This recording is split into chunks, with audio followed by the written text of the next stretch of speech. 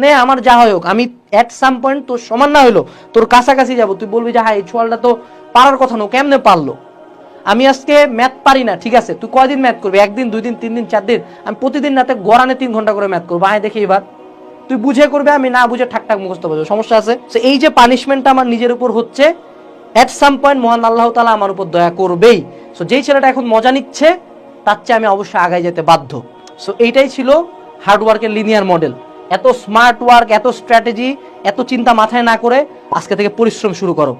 বেশি দিন না, 1-2 মাস 3 মাসের মধ্যে তুমি দেখবা তোমার লাইফে মেজর চেঞ্জেস দেখতে পাচ্ছ।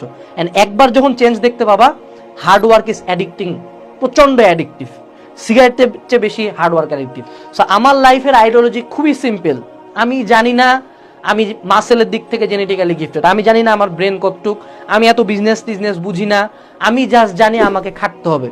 আমি 1 ঘন্টা পরে যদি না হয় 2 ঘন্টা পড়তে হবে, 3 ঘন্টা পড়তে হবে, 4 ঘন্টা পড়তে হবে, এন্ড আমি এটা কনসিস্টেন্টলি একটানা করতে থাকবো।